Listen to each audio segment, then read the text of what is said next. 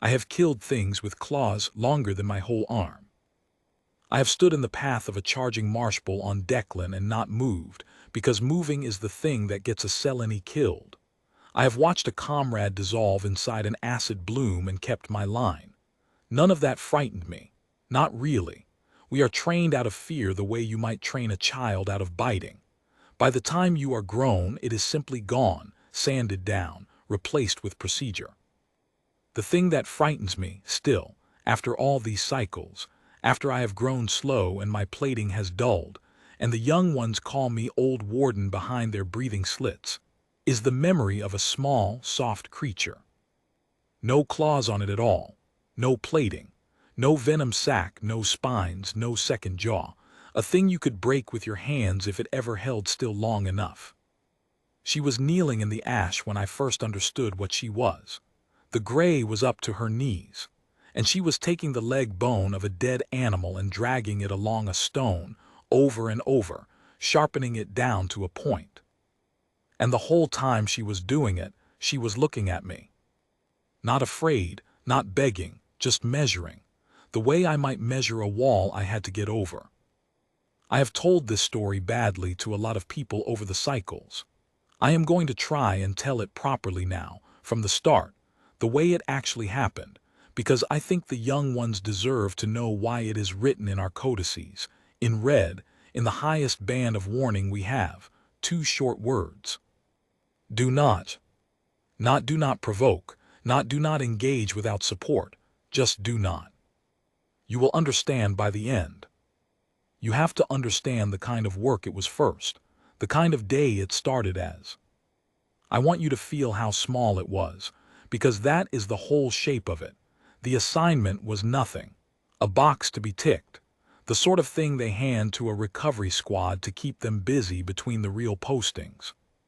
We were 6. I was not in command. I was a section warden, which in our service means you are senior enough to be blamed and junior enough to be ignored, both in the same breath. Our commander was Tavesk. I will be honest with you about Tavesk, because the dead deserve honesty more than the living do. He was a good officer in the way that a good lock is good. Reliable, built to one purpose. Completely useless the moment something arrived that the lock was not designed for. There was Iru, our scanner tech, who was nervous about everything and right about most of it, which made the rest of us tired. There were the 2 enforcers, Hassan and Vale, big males, the kind who are bred broad and like the work. And there was Marn, our medic, who I think disliked all of us and was probably correct too. And me. 6 Selene in a recovery skiff, dropping toward a moon that did not even have a name. Only a designation. Tog 9. A dead gray ball orbiting a dead gray gas giant, out past the edge of anything anyone wanted, in a stretch of space that 3 different powers all claimed and none of them cared about. The briefing took less time than the descent. A civilian vessel had gone down on Tog 9. Small. A survey scout, the kind colony interests send out ahead of themselves to taste a system before they commit money to it. It had been transmitting a distress beacon for, and I remember the number because of how little it meant to us at the time, 19 days. 19 days, we did not even hurry. Our orders were 3 lines long: secure the wreck, recover salvageable technology and records, process any biologicals. That last word is the one I want you to sit with. Biologicals. That is what survivors were to us, not people, not even animals really. A category, a line in a manifest. You process biologicals the way you process cargo. You catalog what is there, you detain what moves, you wait for the pickup ship, and you go home and you are paid. The crew, the briefing said, was human. Now, I need to explain what that word meant to us then, because it did not mean what it would come to mean. Humans were known, barely.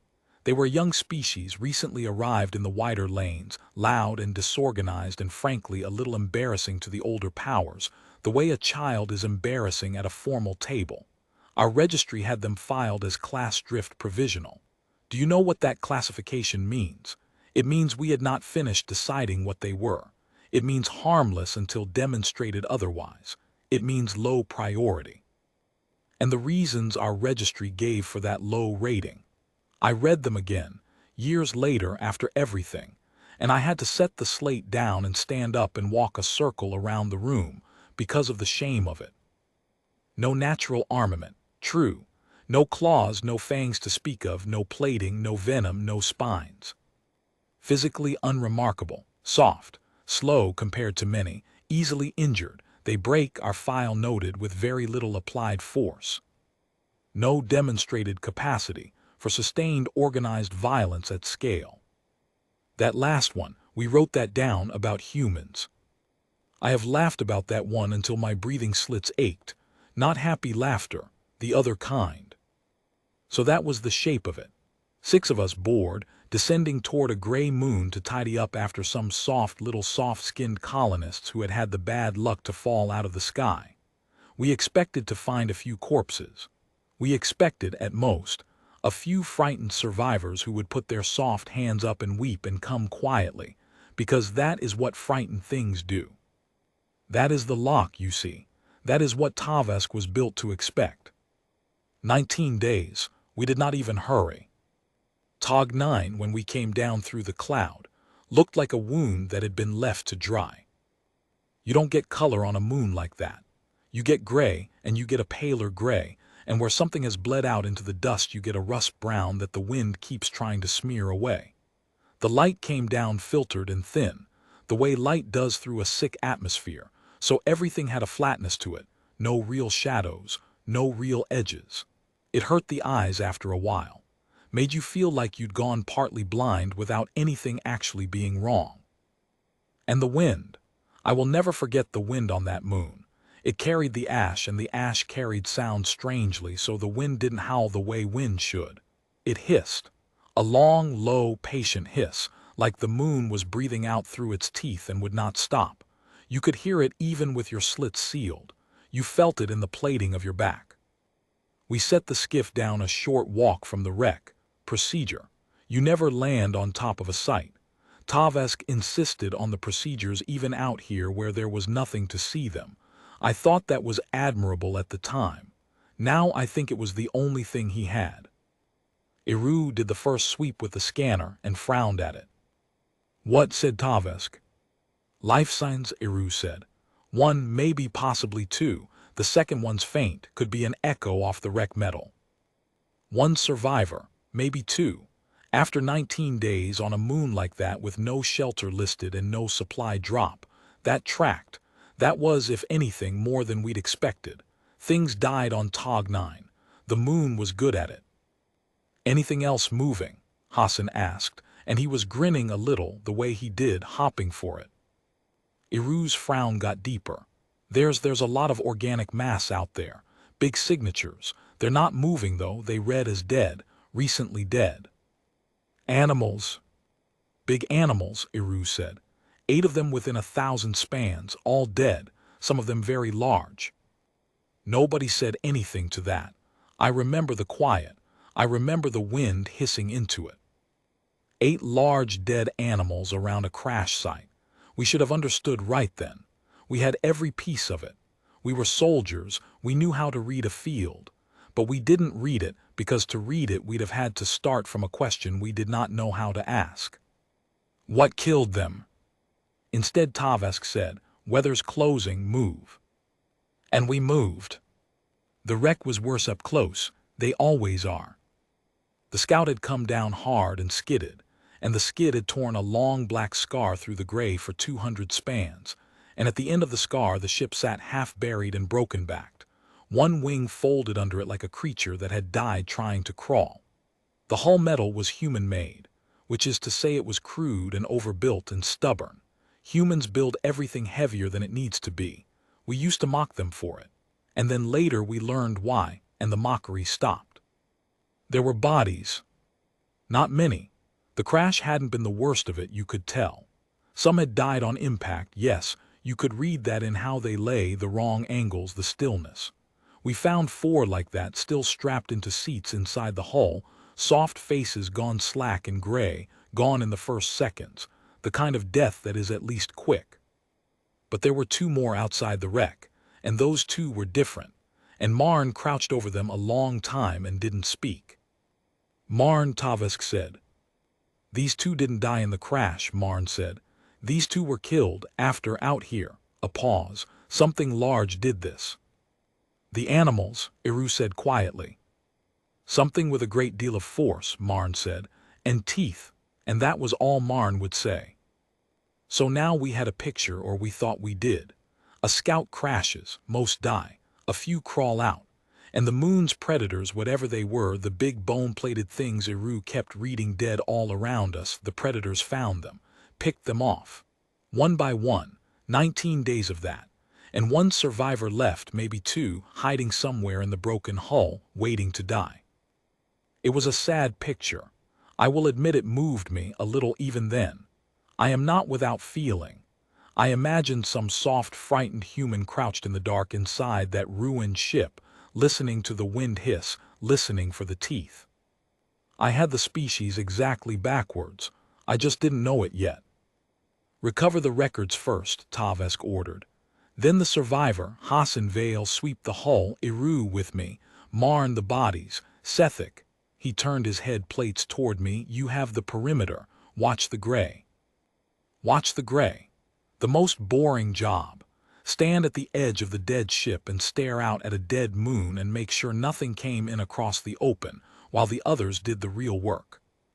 I have thanked the forms 1,000 times that I drew that job, because it meant I was the one facing outward. It meant I was the one who saw her first. I want to be careful telling this part, because it is the part I have gotten wrong before, made too neat, made into a moment. It was not a moment. It was slow and confusing, and I doubted my own eyes for most of it. I was at the edge of the scar, looking out across the open gray toward where Eru had marked the nearest of the big dead animals. From a distance it looked like a low ridge, a hill of pale plates. As I watched it, the wind shifted the ash, and the hill resolved, and I understood I was looking at a corpse. It was enormous. I have hunted large things. This was not large in that way. It was large in the way a building is large. A long body low to the ground, armored in overlapping plates of gray-white that I first took for rock. 6 legs thick as pillars folded under it. A head at the front like a great wedge, and a mouth, even dead, even from that distance. The mouth was a thing that made the plating crawl on the back of my neck. Rows of teeth, each one longer than my hand. This was the thing Marn had meant. Teeth. Great force. This was what had been killing the humans out here in the gray, one by one, for 19 days. A drift stalker, we learned later they were called by the few who'd surveyed that moon and lived to file it. An apex predator. There was nothing on Tog 9 that could threaten a grown drift stalker. Nothing. And it was dead. I stood there and I looked at the corpse of an apex predator the size of a building, and the first wrongness crept into me. Slow. Cold. Because I was a soldier, and a soldier learns to ask the question even when he doesn't want the answer, and the question finally arrived. What killed that? There was a hole in the side of its head, just below the eye, a small, deep, deliberate hole. And there was something sticking out of it. I should have called it in right then.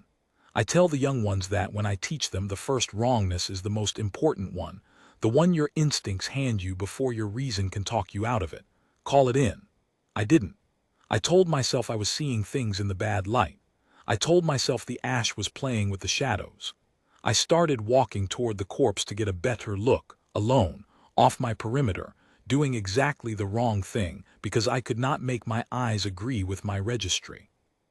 I got close enough to see what was sticking out of the drift stalker's eye socket. It was a bone. Long, pale. Worked, I could see, even buried as it was, that it had been worked, shaped, that one end had been ground down to a vicious point, and the other end wrapped with strips of torn fabric and a length of cabling, for grip. A spear. A bone spear, driven up through the soft tissue of the eye and into the brain of an apex predator the size of a building. Driven by something that had then had to walk up to it, close enough to touch it, close enough to die. I stood there in the ash with the wind hissing, and I felt, for the first time in many cycles, the thing we are trained out of. It came up through my plating from the ground like cold water. I did not have a word for it for a moment. Then I did. It was fear. And that was when I heard, behind me from the direction of the wreck, Hassan start to shout. I ran. You don't think when a comrade shouts like that. You just go. By the time I reached the hull, the picture had already gone wrong in a dozen directions at once, and I had to assemble it on the move. Hassan and Vale had found a maintenance hatch in the belly of the Scout, half buried, and they'd cleared it and gone in, the way you do, expecting a frightened biological. What they had found was a den. That is the only word for it. Inside the broken ship, in a compartment near the back where the hull was still intact enough to hold out the wind and the ash, someone had built a den. There were salvaged blankets and torn cushioning packed against the cold. There were water collectors rigged from cut tubing, drip by drip, off the condensation on the cold metal. There was a heat source. She'd torn open a power cell and bled it slow, just enough to keep one small space above freezing. And there were weapons. This is the part Hassan couldn't get out properly, the part he kept trying to say and failing. There were weapons everywhere, lined up, maintained. Spears of worked driftstalker bone, 6 of them, each one ground to that same vicious point. Shorter blades, bone again, lashed to grips. A kind of club, a length of leg bone with the joint left on as a head, heavy enough that Vale could barely lift it one-handed. And tools to make more, a grinding stone, worn down in the middle from use, and a fire pit, carefully built and carefully hidden, where she had been hardening the points. 19 days. We had not hurried, and in 19 days a single little soft-skinned creature with no claws had not hidden in the dark and waited to die. She had built an armory. She had hunted the things that were hunting her, and she had won 8 times over with the bones of her enemies. "Where is she?" Tavask said. His voice had changed. We had all changed in the space of those few breaths standing in that den. The boredom was gone out of us. Something else had come into its place, and I think now it was the beginning of respect, though none of us would have used the word not then. "There were 2 life saints," Iru said, and his voice was thin. "One strong, one faint, the faint one. The faint one." In the back of the den, behind the lined-up weapons, behind the heat source, in the warmest and most protected corner of that whole desperate place, there was a man. Older, human, badly hurt, his leg had been broken in the crash and set, crudely but set, splinted with bone and bound with cabling. He was barely conscious. His soft face was gray and slick, and his breathing was a wet, struggling thing. He had been dying slowly for 19 days, and he was still alive, and he was still alive for one reason and one reason only. Someone had kept him alive. Someone had built the heat source for him, and the water collectors for him, and put him in the warm corner, and rationed whatever food there was to him. Someone had hunted apex predators with sharpened bone in the freezing gray, alone, for 19 days, so that this one dying man would not die. The strong Lifeson, the other one. She was not in the den. She was outside. She had heard us coming, of course she had. She'd survived 19 days by hearing things coming, and she had not run, and she had not hidden, and she had not put her soft hands up to beg. She had gone out the other way, into the gray, to where her weapons were. And while 6 Selenese soldiers stood in her den slowly understanding what kind of creature they had come to process, she had circled around behind us, out by the corpse I had just walked away from, and she had knelt down in the ash, and she had picked up her grinding stone, and she had started sharpening a fresh bone to a point. Looking at us the whole time. Measuring.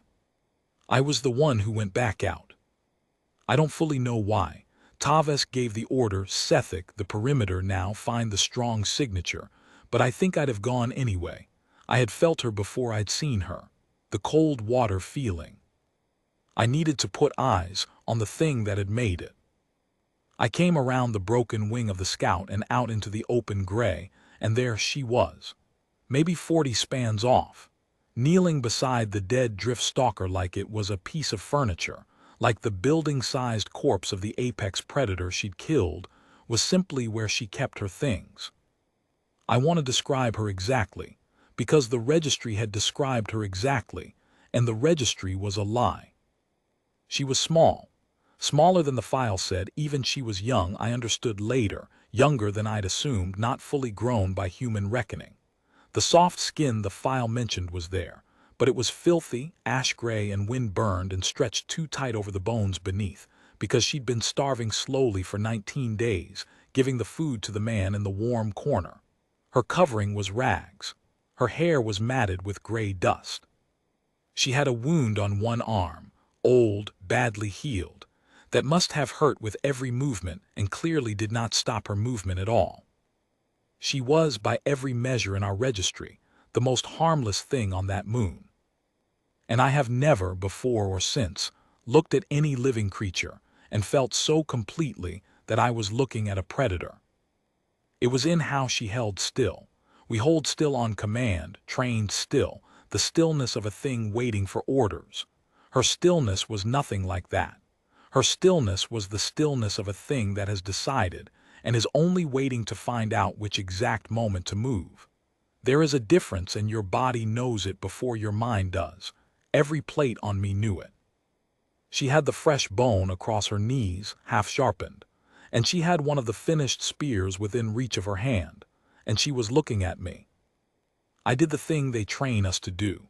I raised my voice piece and I spoke the contact protocol, the standard one in the human trade tongue, which we are all loaded with for exactly this. I told her we were a recovery service. I told her she was not in danger. I told her to set down her implement and approach, and that her companion would receive medical care. I lied about the danger part, of course. We'd come to process her, but I said the words. She listened. I could see her listening. She understood every word. Her eyes moved when I said companion, moved toward the wreck, toward the man in the warm corner, and something happened in her face that I had no name for then and have too many names for now. And when I had finished, she answered me. She didn't set down the bone. She picked up the grinding stone again, and she went back to sharpening, slow and even, the rasp of it carrying across the open on the hissing wind. Rasp, rasp, rasp. And she said one thing, quiet, in her own tongue, not the trade tongue, so that I had to have it translated later, and I have carried the translation in me ever since. She said, "You're not taking him." That was all. Not please, not don't. Not a plea and not a threat. A fact. A fact she was prepared to make true with a sharpened bone against 6 armored soldiers, because the alternative of letting us walk into that warm corner and take the dying man she had bled herself white to keep alive, was not to her a thing that existed. It was not on the table. It had never been on the table. The whole of her 19 days had been one long sentence with that single fact at the end of it. And we had just walked into the middle of the sentence, and we did not understand the grammar of it at all. I lowered my voice piece. I did not raise my weapon. I want that remembered. Whatever else I did wrong on Tog 9, I did not raise my weapon at her in that moment, and I think it is the only reason I am here to tell you any of this. Behind me, back at the wreck, I heard Taves give the order to take her. And the grinding stone stopped. I'm going to stop here, at the worst possible place, because the next part needs its own telling, and I will not rush it the way I have rushed it before. I have rushed it before because it is hard to say. 6 of us went out into that gray after her. I will tell you next how many came back, and what she did with a sharpened bone and a building-sized corpse and a body smaller than a Selene child's, and why our codices say do not, in red, in the highest band, 2 words and no more. But before I go on, I want you to hold the picture exactly as it was in that last quiet moment, because everything after comes out of it. A gray dead moon, a broken ship, a dying man in the one warm corner of it, kept alive past all reason by someone who had decided he would not die. And out in the ash, beside the corpse of a thing that should have eaten her, a small starving creature with no claws and no plating and no venom, kneeling, sharpening a bone, looking at 6 soldiers who had come to take from her the one thing she had left. We thought it was a simple assignment. We thought she was a biological to be processed. We had it exactly backwards, and the grinding stone had just stopped.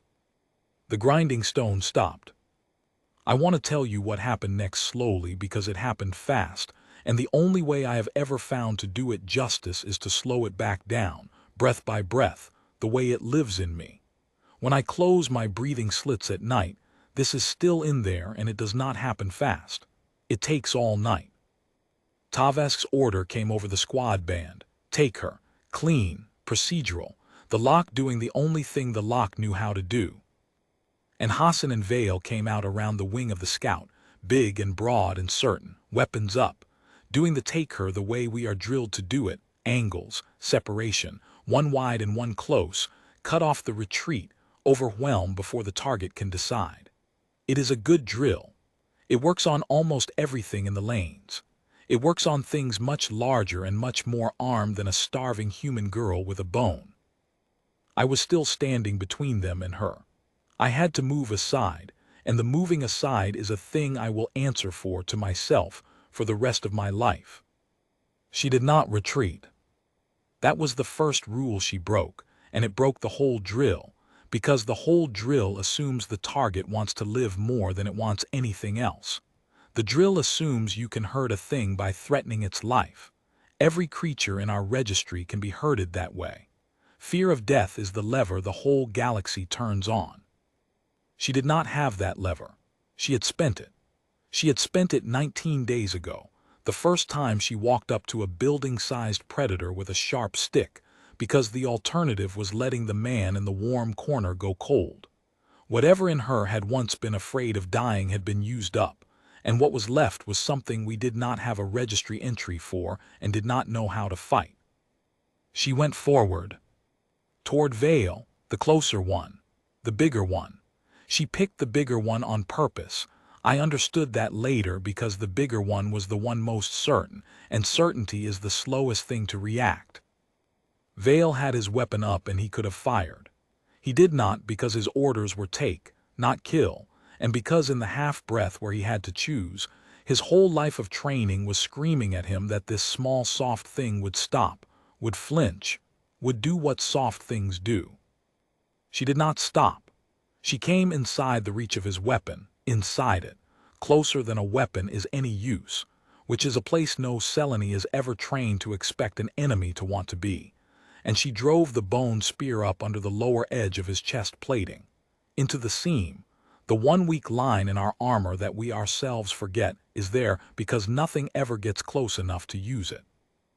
I heard it. I will not describe it beyond that. I heard it, and I heard Vale, and the certainty went out of the day all at once like a light failing. Hassan roared and fired. He hit the drift stalker corpse where she had been, because she was not there anymore. She had already pulled the spear free and dropped and rolled under the dead thing's foreleg, into the dark beneath the corpse, into a space too low and too tight for an armored Selene to follow without going to his knees. She had built her own ground. That is the thing I want the young ones to understand. The corpse was not cover she happened to find. It was a position she had prepared days before, knowing that someone would come, and that when they came they would be bigger than her, and that her only hope was to make them fight her in a place shaped for her body and wrong for theirs. She had been planning this fight before she ever saw our faces. We had been planning a pickup time. It came apart for us the way a thing comes apart when it was never really together, when it only looked together because nothing had ever tested it. Hassan went after her under the corpse. Of course he did. He was an enforcer, broad and bred for it. And his comrade was down and he was angry, and anger makes you go into the low, dark place after the small, fast thing. He got down on his knees in that tight space, in the wet dark under the dead drift stalker, where his size meant nothing and his weapon could barely be brought to bear, and he hunted her in there. And she hunted him back, and she was better at it, because it was her ground and she had no certainty left to slow her down. I did not see it, I only heard it, I will leave it at that. Tavesk was shouting now, the procedure breaking up in his voice, ordering a withdrawal and contain, ordering Marn up from the wreck, ordering, as though the order was a thing that could be thrown at her like a weapon. Eru had his weapon up and was sweeping it across the gray and finding nothing to point it at, because she would not stay in the open where the weapon was good. She kept to the dead thing and the broken wing and the low scarred ground, the places shaped wrong for us, and we kept following her into them because we did not know how to make her come out. Every rule of engagement we had was written for an enemy who would behave like an enemy, who would seek advantage, take cover, preserve itself, break when broken enough. She would not preserve herself. There was nothing to threaten. You cannot contain a thing that does not care whether it lives, when what it is protecting is behind it and the only way to it is through her. We outnumbered her. We outgunned her by a margin the registry would have called absurd. And we were losing, and on some level below thought every one of us had started to understand that we were losing, and the understanding had a smell to it, and the smell was the cold water fear coming up through all of us at once. I found her once, properly, face to face. I had come around the wing low, the way I'd seen her move, trying to think the way she thought, and she was there, and we were close, and she had a short bone blade and I had a weapon that could have ended her at any range in the lane. I did not fire. I have asked myself 1,000 times why. The clean answer, the answer I'd like to give you, is that I had already decided she did not deserve it, that I had seen the warm corner and the dying man and understood what I was looking at and could not be the one to end it. The true answer is smaller and worse. The true answer is that I looked at her, close in that flat gray light, and I saw that she was not looking at my weapon. She was looking at my eyes. She had already decided I was going to fire, and she had already decided what she was going to do about it. And there was no fear in it at all, only that terrible measuring. And I understood with a certainty colder than anything in my training that if I raised my weapon a fraction more she would be inside my reach before the shot landed, and we would both die, and she had made her peace with that, and I had not.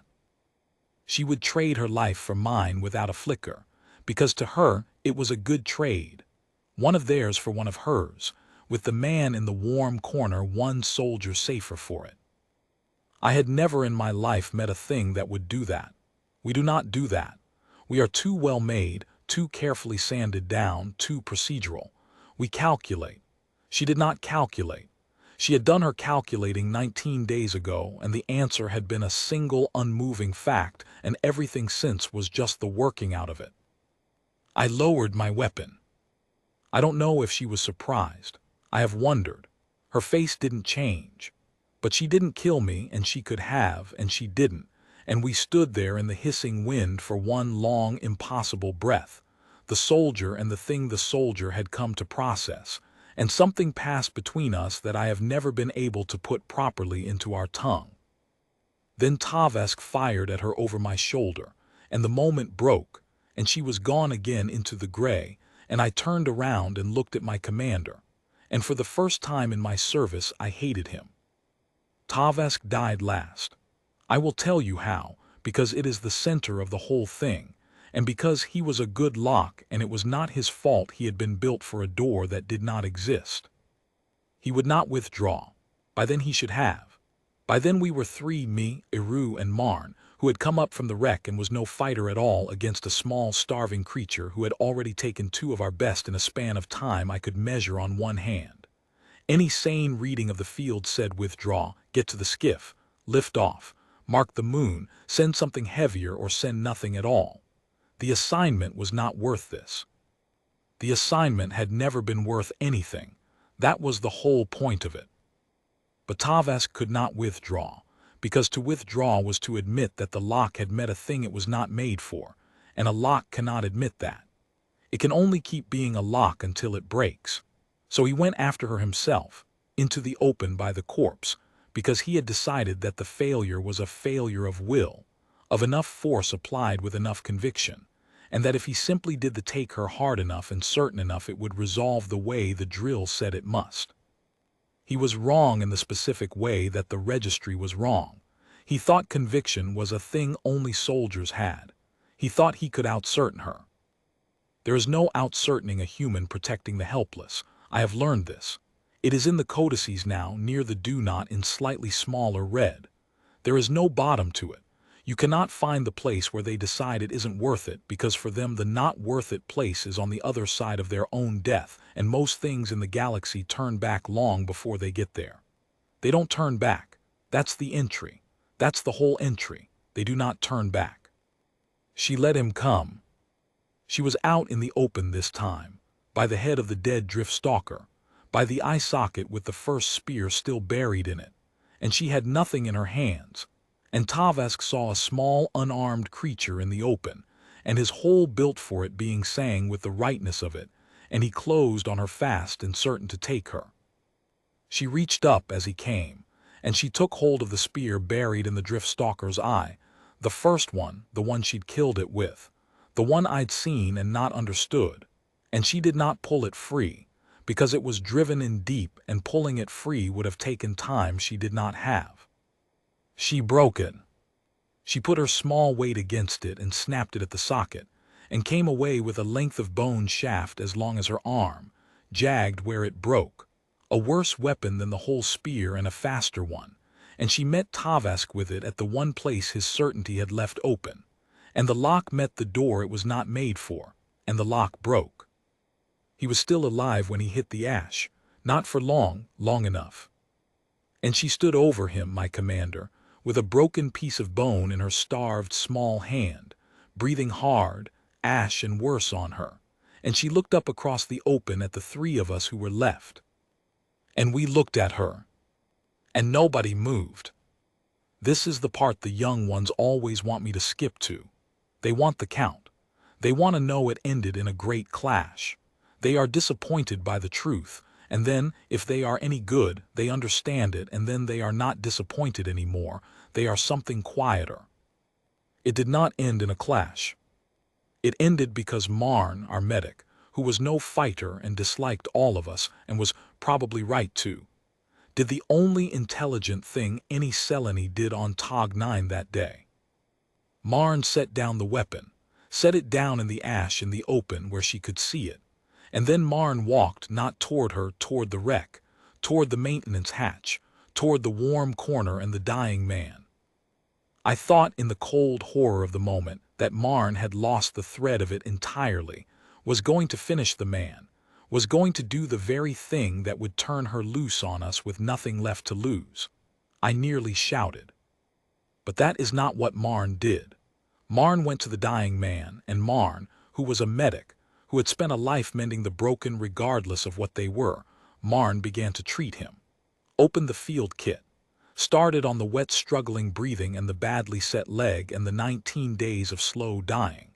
Started, in full view of her, to do the one thing she had spent everything she had trying and failing to do alone. She watched.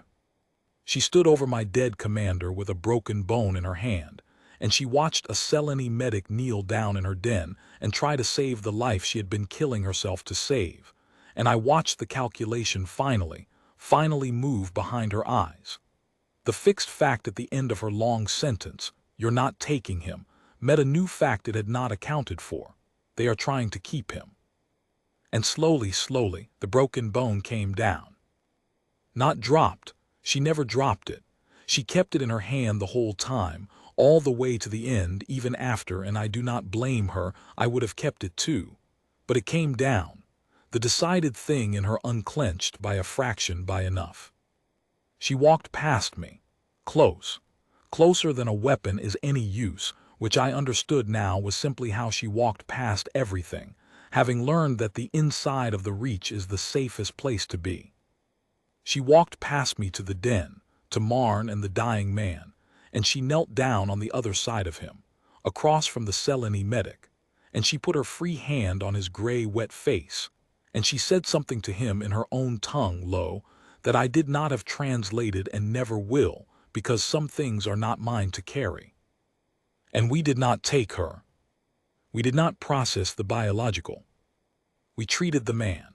Marn treated him for 2 days while we waited on the pickup, and he lived, which Marn said afterward he had no business doing, and put down entirely to 19 days of being kept warm and watered and fed by someone who would not let him die.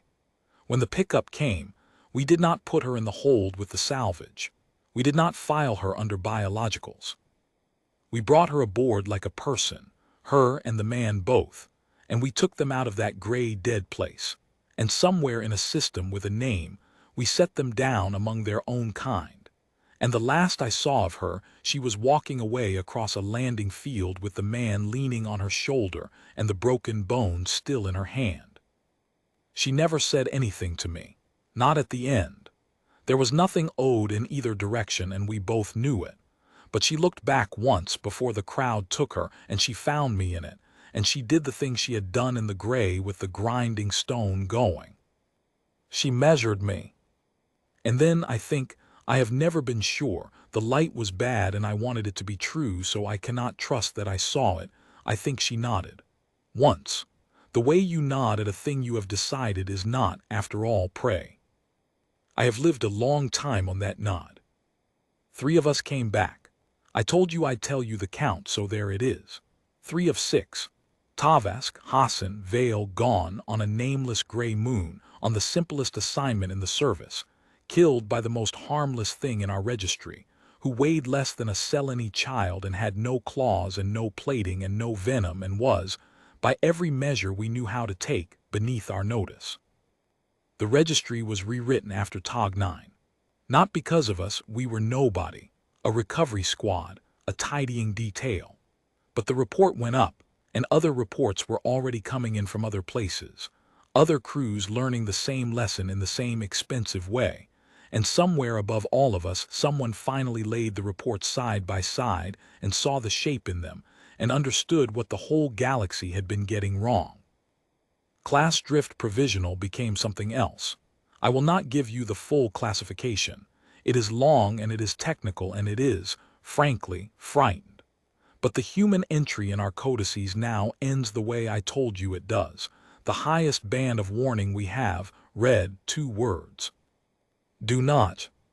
And underneath, smaller, the thing we learned on Tog 9 and that crews keep relearning everywhere humans are met. They will use anything. They will fight from inside your reach. They do not turn back when they are protecting something, and they are almost always protecting something. There is no force you can apply that finds the bottom of it, because the bottom is past their own death, and they will go there before they let go. We fear the species with the longest claws. We always did. We built our whole registry on it, armament, plating, venom, mass. We cataloged the galaxy by how sharp its teeth were, and we slept well because we had the sharpest teeth. We had it exactly backwards. It was never the teeth. The galaxy is full of teeth, and most of the things that have them can be made to turn back. The thing to fear is not the creature with the sharpest claws. It is the one with no claws at all, the soft, small, breakable one you came to process, who will kneel down in the ash beside the corpse of the thing that should have eaten it, and pick up a bone and sharpen it, and look at you while it does. Because it has already decided. And it is only waiting to find out exactly which moment to move.